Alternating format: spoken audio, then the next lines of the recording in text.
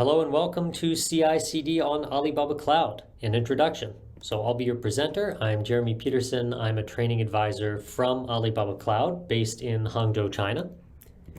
Today I want to take you briefly through an introduction to DevOps and CI/CD, talk a little bit about Cloud Native as well, and then we'll spend the majority of our session on a hands-on demo. I'm going to be showing you a new tool called Flow that allows you to build DevOps pipelines on the cloud. So that's going to be the focus of today's session. Before we do that, I just want to give you some background info. We'll start with what is the cloud. Don't worry if you're an experienced developer that has used the cloud for years. It's just one slide.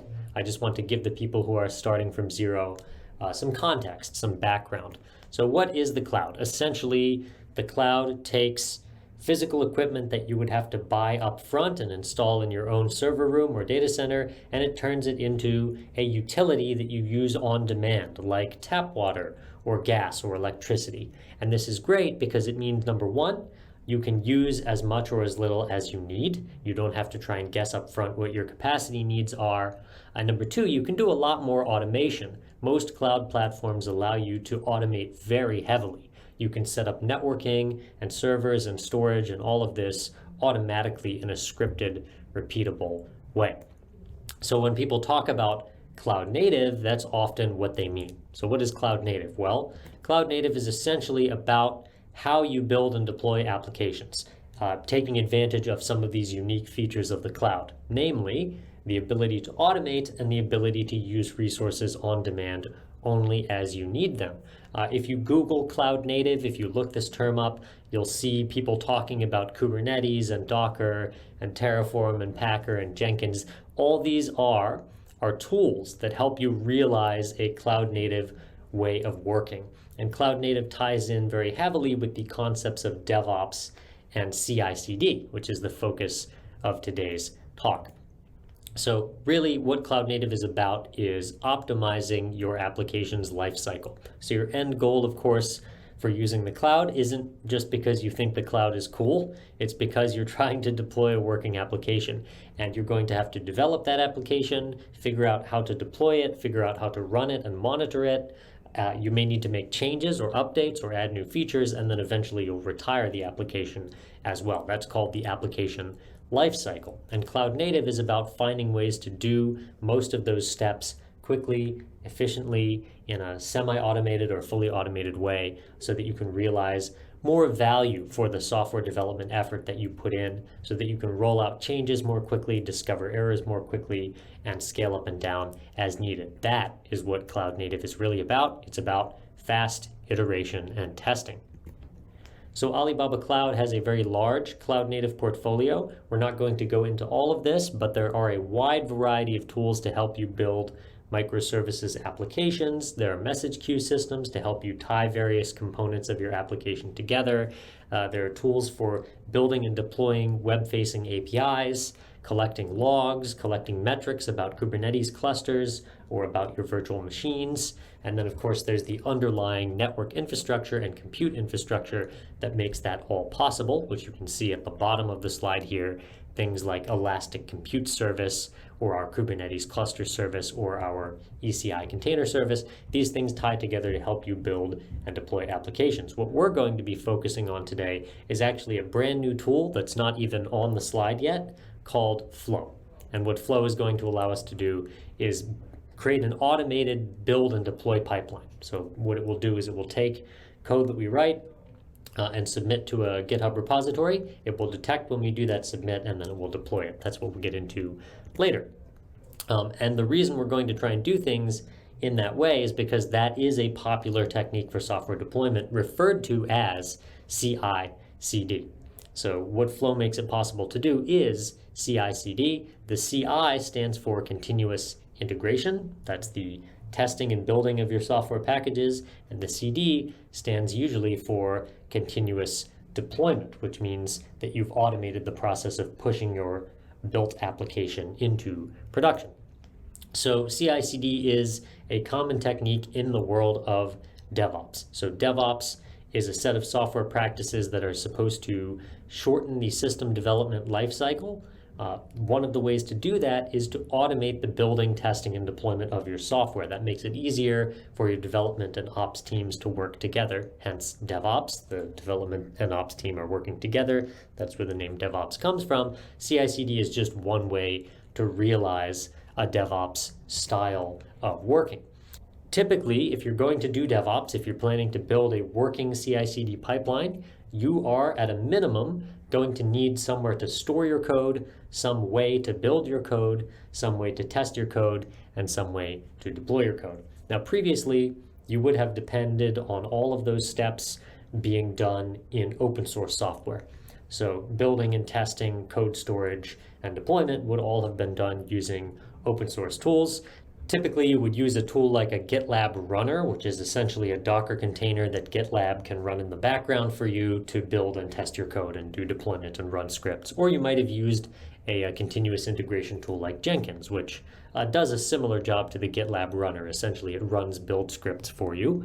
You can now do a lot of that work inside Flow. So Flow is able to replace the build code and some of the test code steps that you see in this diagram here. It can also help you do deployments. For storing code, you'll still typically do that in your own Git repository, either on a public site like GitHub or in your own private GitLab environment. But build, test, and deploy can now be done for you by Flow, which we'll get into when we start the demo.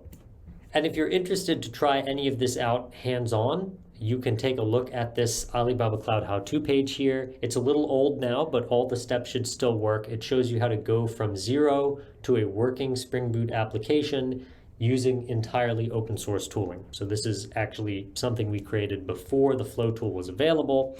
If you want to try things out fully open source, do go check out that link. This slide here represents a common CI/CD workflow for a container-based application. So you're submitting your source code and the Docker file that represents your Docker container image to a source code repository. That is then triggering a build process using a tool like Jenkins or Tekton. That's the continuous integration or CI step. It might then, after your software is built, build a new Docker image using something like Alibaba Cloud Container Registry or ACR, which you can see at the top middle portion of the diagram. And then again, at the end of the build process, when your software is packaged and ready to go, you could then again use a tool like Jenkins to do CD, continuous deployment, and push that container image out to, say, one or more Kubernetes clusters. The demo we'll be doing today is simpler than this. We'll actually be deploying our software onto a virtual machine. We won't be deploying any container images, but this is a common workflow, which is why I wanted to show it to you. Okay, so now we're at the wrap-up phase, if you will. I'm actually not going to wrap up just yet. The first thing I want to do is have a demo with you. I want to show you how you would implement a CI/CD pipeline on Alibaba Cloud for a Java application. I'm using a Java application just because that turned out to be the simplest way for me to get things set up quickly, but all of the steps would apply more or less the same if you were building a C application or a Python application or something else. So let's jump in. So I've switched over to the Alibaba Cloud console here. This is the console homepage. And again, the tool we're going to be using is called Alibaba Cloud DevOps Pipeline or Alibaba Cloud Flow. If you go search for that from the product menu though, you probably won't find it. It's a very new product. So I get things like serverless workflow, but that's actually a tool for managing function compute functions. Searching for pipeline also doesn't seem to do it. DevOps doesn't seem to do it. So how do you actually find this thing? If it's your first time using Flow, you'll have to take a couple of extra steps to get into the console because it's just not linked to from the search bar yet. So what I'm going to do is actually click on the Alibaba Cloud logo up here. That'll open up a new tab, take me to the Alibaba Cloud homepage. And then from there, if I search for Flow, now I get this option, Alibaba Cloud Flow. If I click on that, it takes me over to the page for the product that introduces what it does. If I click on Activate, that actually takes me to the relevant page in the console. And I've activated it already, so when I go there, you'll see the Flow console showing up. And in fact, I've already built at least one pipeline. So you can see I've gone through all the steps needed to set up a working pipeline in Flow. We're going to be creating a new pipeline very similar to the one you can see here. So let me just open up this pipeline and show you what our end state, our end goal is supposed to be here. So if you take a look at the pipeline, you can see that it's divided into 3 stages: test, build, and deploy. And in the test stage, we run a Java code scan and a Maven unit test. In the build stage, we build a Java artifact. In this case, it's a jar file. And then in the deploy stage, we take that jar file and we deploy it onto an ECS instance. And if I wanted, I could modify or add stages to this pipeline by clicking on Edit here. So if I click on Edit, that takes me to the process configuration page. You can see here, I have a code source coming from GitHub. Whenever I upload code to that code source, that is then going to trigger the code scan and Maven unit test stages. If those complete successfully, that will then trigger the build and archive step, and then finally we'll deploy to ECS. And if I wanted to add more stages to this, I could do that. I could add a new phase or a new stage to my pipeline. And if I open up any one of these, a sidebar will open up that lets me see the settings. So you can see here that my code scan and my Maven tests are run from the Singapore cluster. So is the build and archive step, and you can actually look at exactly what's going on here. We're using JDK 1.8 and Maven 3.5.2, and this is the Maven config file that we've actually created to run the build. And then you can see the archive file, which is the result of this build step, is going to get saved in a folder called target. And then the ECS deployment step here, you can see that what this does is it takes this package.tgz, which was generated by the build step here. When that goes to the ECS deployment phase, that package.tgz gets downloaded. I then use the root user on the ECS instance to execute this script here, which then unpacks that tar.gz file and actually runs the application. So it takes that jar file and actually starts it running with java-jar. And that's it. That's the entire pipeline. So it's fairly simple. So what I'm going to do is go ahead and save that pipeline. And then we're going to go ahead and set up a new code source and set up a brand new pipeline and configure the new pipeline to look similar to the one that I just showed you just now. Okay. So the first thing I want to do is actually go get logged into my GitHub. So I will take a minute to do that, and then I'll come back when that's done. All right, so I'm nicely logged into my GitHub here, and I'm looking at a Java app test repository here. This contains some sample Java code. It actually comes from one of the Spring Boot tutorials on the Spring Boot framework website. I will provide a link to that later. I'm going to go ahead and copy this and actually use this code as the basis for a new GitHub repo that's going to be used to drive our pipeline here in the Alibaba Cloud Flow tool. So let me go back here to GitHub, grab this URL from my repository, pop open a terminal window here, git clone. Okay, we'll go ahead and clone in. There we go. Java app test, you can see all that code is now nicely downloaded here. And let's make a new repository. So I'm going to go back to my profile here. Let's see, new repository. I'll call it my Java app. I'll leave it public for now. A Java app. Yep, not the most exciting description. And then I'll add a README and we'll click create. And we'll see what happens. Okay, we now have created that. I'll go ahead and clone that as well. So git clone, same process as before.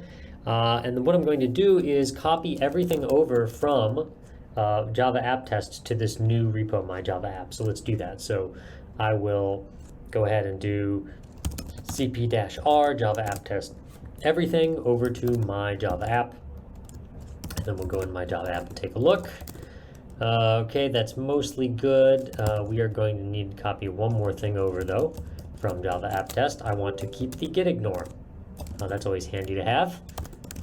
Good, now we should be good. So if I do git status, you can see we have to add a bunch of stuff here. So git add star git commit -m first commit.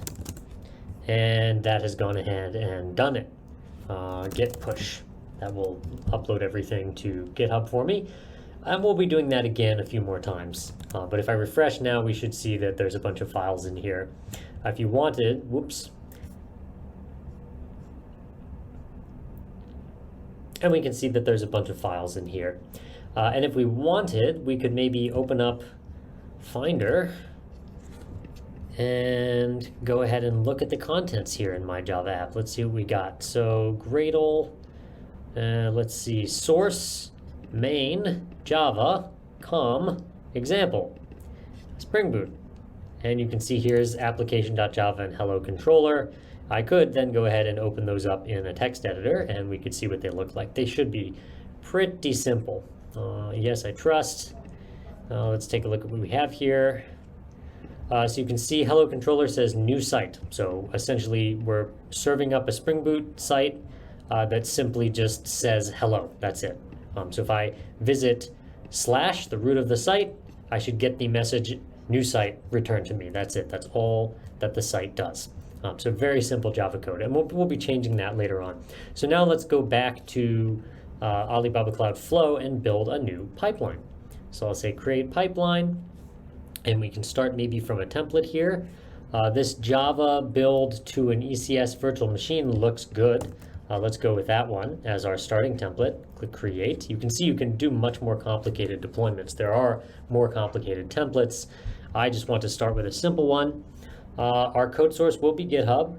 I've already authenticated against my GitHub account. If you haven't done that, you have to plug in a username and password here. But in my case, I'm already authenticated. So I'll choose Jeremy Peterson as my namespace, and the repository will be my Java app, and the default branch, let's make it main. In fact, it should already be main. There is only a main branch. And we will say, let's see, default branch main. If we turn on webhook, or excuse me, code source trigger, this will send notifications whenever something changes in the repository. So whenever we submit code, we can re-trigger this pipeline to build. I can turn that on if I want. If I don't turn that on, I'll have to do my builds manually, which is probably not what I want. So let's look for code submissions. I'll go ahead and add that. Whoops, sorry. Default branch should be main. Click add. I don't think we're missing anything. Let me check. Okay, actually disable that for now, just for a second.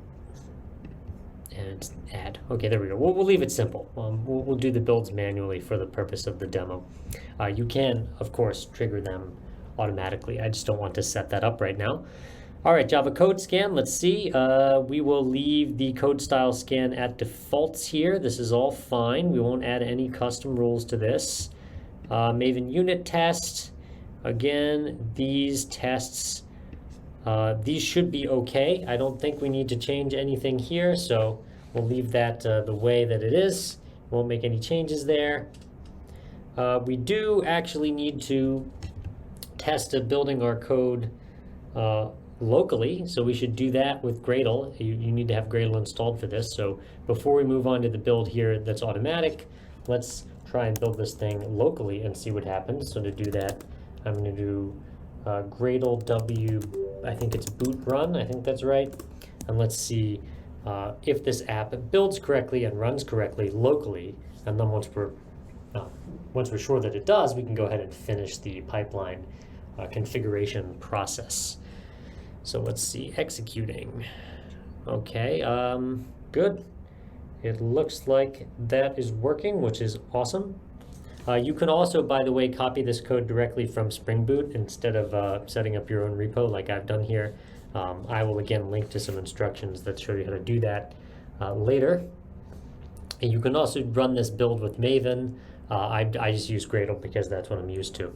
So this is now running. So if I open up localhost 8080, we see new site. It actually does load. So when we make a request to localhost 8080, our local build of this Java app returns new site. So that just tells me that my code is working. Great, which means I can move on to the next step. So let's go ahead and do that.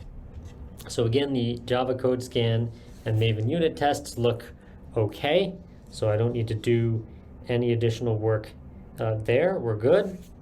The next step is going to be actually setting up an ECS instance. So once I'm satisfied that the build and archive steps look okay here, and they do look mostly okay. Once I'm convinced that these look okay, then the next step is actually to tell the system where I want to deploy the code after it is built.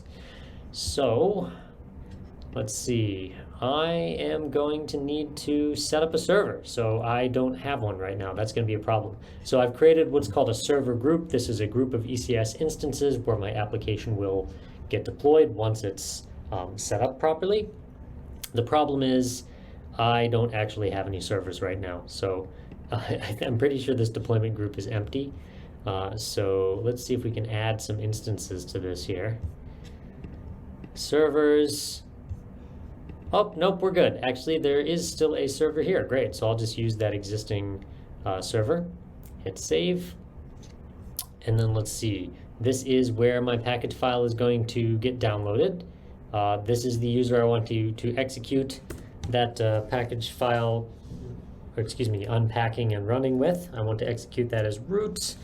Let's go ahead and set up the script here to actually run this instance.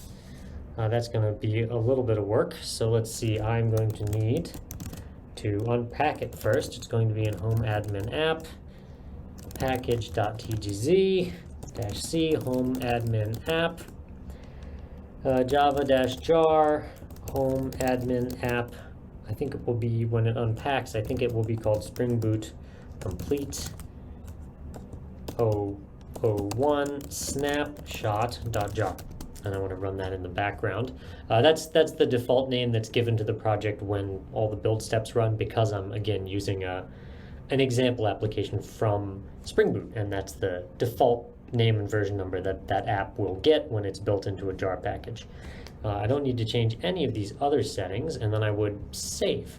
And I think at that point that should be everything I need to do. So my code scan and unit test are ready to go. I've linked up to my repo there. I've got my build and archive step and my deployment step.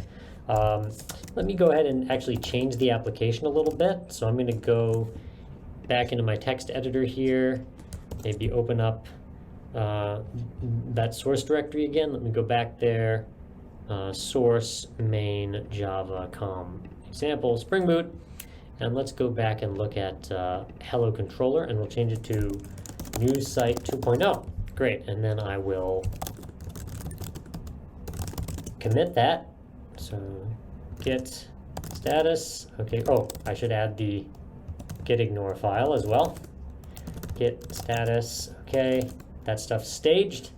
Git commit version 2.0 of the app, and then, whoops, sorry, yeah, you can't do git commit -m. You gotta say it's a commit message, version 2.0 of the app.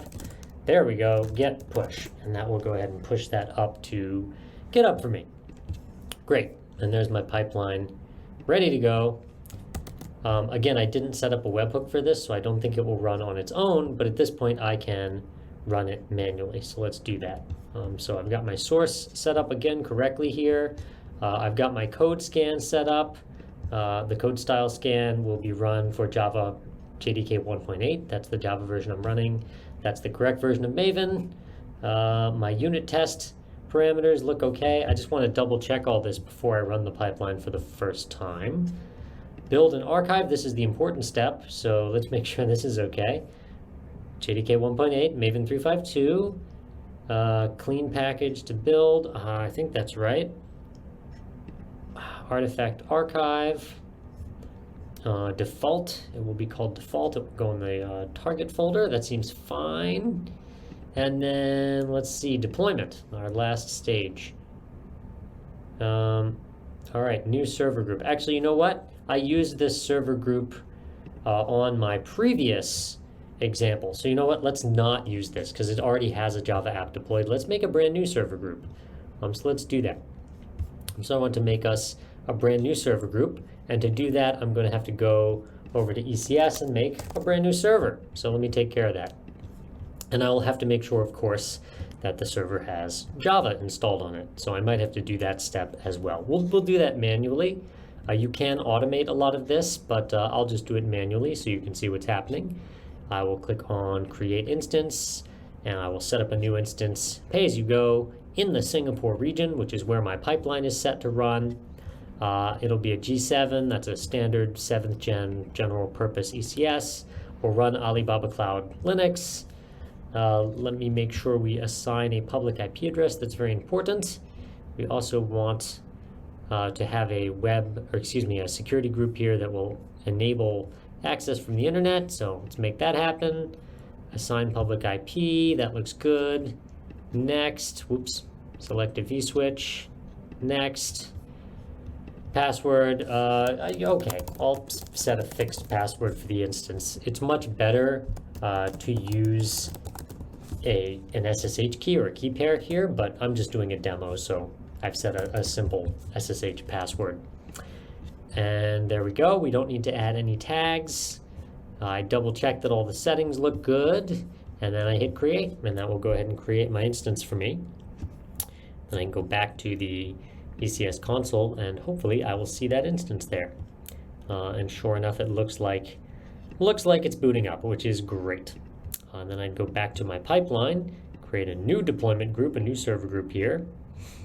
And let's see if we can find that new instance I just created. So Singapore, wait a minute for that to load. SG Java app, that's the new one. So we'll pick that one, and next.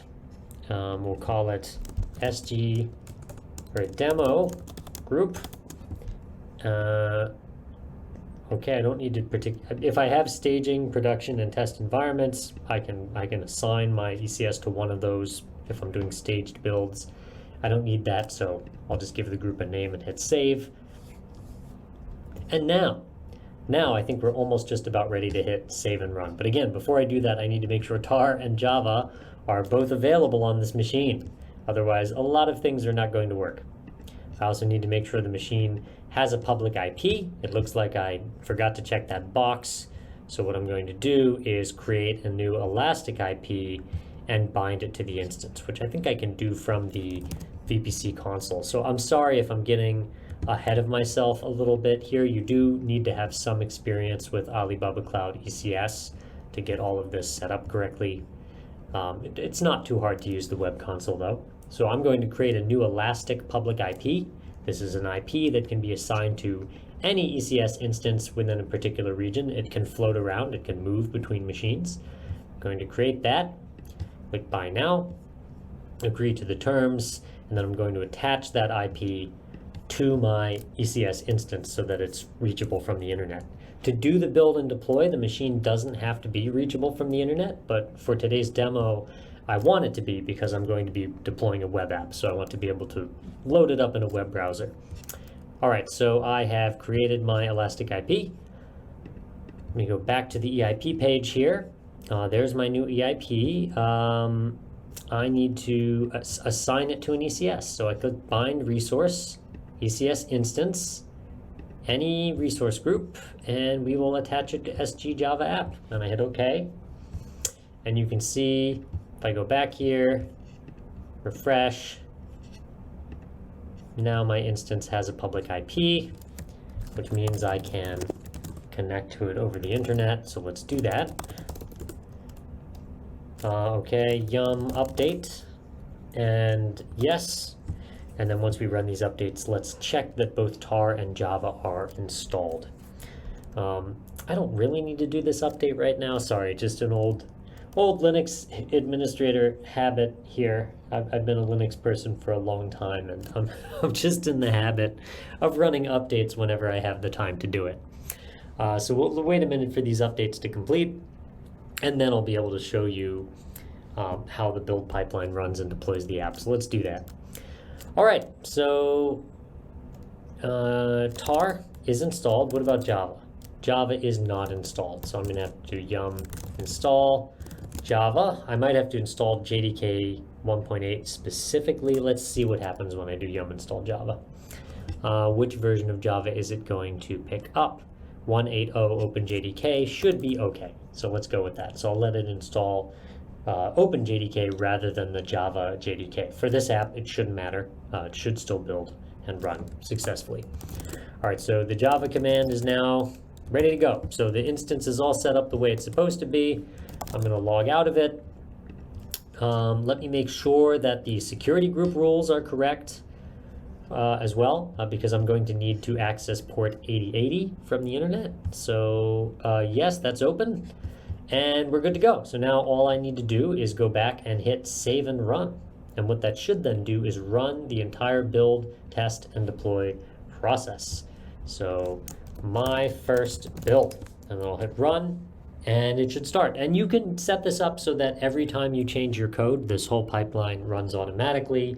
You can set it up so that depending on what environment variables or flags you have set, the code that you build can go to a different ECS virtual machine or a different group of machines. So I could have code that's going to my test environment. If I tag it as test, I could have code that's going to production if it's tagged production, etc. You can do a lot more automation than what I'm showing here. This is just the basics. So now all I need to do is wait for the code scan and Maven unit tests to run. Hopefully those are successful. Then we'll build a jar file, then we'll deploy it. And if you click on one of these, you can actually see what's going on. So I can click on logs, and that opens up a log here where I can see what's happening in the background. So you can see it's downloading a bunch of additional package files that Maven asked for. Once it's done that, it should finish testing the code. And you can see logs for build steps that have already completed as well. So this here is the log for the Java code scan, which didn't do a whole lot. So you can see that it ran, it completed, no major errors were found. If I do want to see what was found, I can click on the scan report, and that will tell me what improvements I could make to my code. So you can see Alibaba Java comments, class must have author. So I should have added an author JavaDoc tag into my code. And then down here it says hello controller should also have an author. So my two Java files should have @author specified at the top. That's a really minor point. It won't affect the build. It's just a stylistic point. And it even tells me which files had which level of issue in terms of criticality, from 1, most critical, to 5, least critical. All right, let's see how we're doing. So it looks like we're still doing the unit test. So let's wait a little bit longer. It should be done soon. And if we're curious about what's happening, again, I can go in there and I can look at the status of that test. Looks like we're downloading a bunch of POM files first. That's why this is taking so long. All right, so it looks like the Maven unit tests are done. Now we're running the build. The build should be a lot faster. So let's open up the logs for the build and see what it's doing. And again, things could go wrong, and we'll be able to see what went wrong and figure out what to do about it from the logs. That's the best part of all of this, is that I can see which stage in the pipeline failed, and I can do something about it. So if it doesn't go perfectly, which a lot of times these demos don't, then I will be able to show you what I do to resolve the problem. Let me refresh this page real quickly. Whoops, I lost my connection, that's why. So let me fix that. See if I can do something to get that back.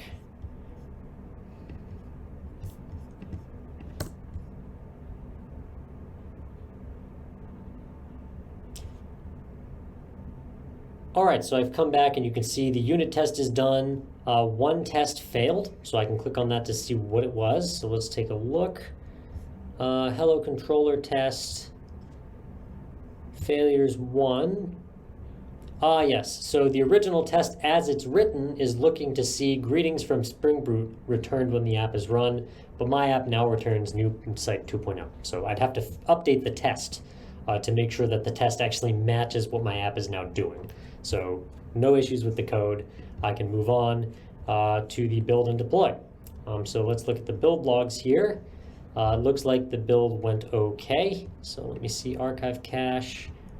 Java build, artifact archive, okay, successful, yes, so we were able to build this package file and upload it to OSS, which is where Alibaba Cloud Flow stores package files. Great, so that all worked. And then you can see the deployment has also succeeded. So if everything went well, I should now be able to visit port 8080 on that new ECS instance, and I should actually see that my app is running.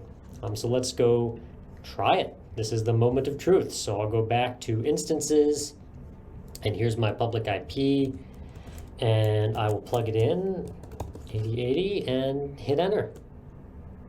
There we go, new site 2.0. So that whole pipeline ran on its own. All I had to do was hit the run button. If I had set up a webhook for the code source, I wouldn't even have needed to do that. So all I did was hit run.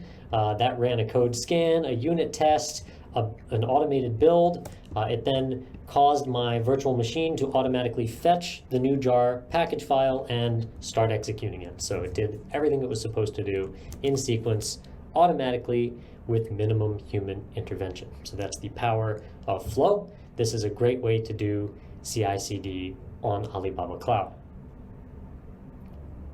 All right, so we've now reached the very end of today's webinar session. I want to thank you for joining me. At this point, we'll do a Q&A. So if you have any questions, let me know. Also, there's a free certificate that you can get related to today's session. It's available via the link at the bottom of the page here or by scanning this QR code. This is just a 15-question quiz that we provide on the Alibaba Cloud Academy website. If you pass the quiz, then we give you a nice little certificate that you can put on LinkedIn or social media or just keep for yourself. So if you have any interest in checking your skills on CI/CD and DevOps after this brief session, go ahead and scan the code or type in the link and give that free quiz a try. I should note that you do have to have an AlibabaCloud.com account in order to take that. If you don't have an account, you can sign up for one for free. Don't worry, it's very simple, but you do need an account to take the quiz. And with that, I'd like to thank you all for joining, and I'm looking forward to seeing you in future sessions. Thanks, everybody.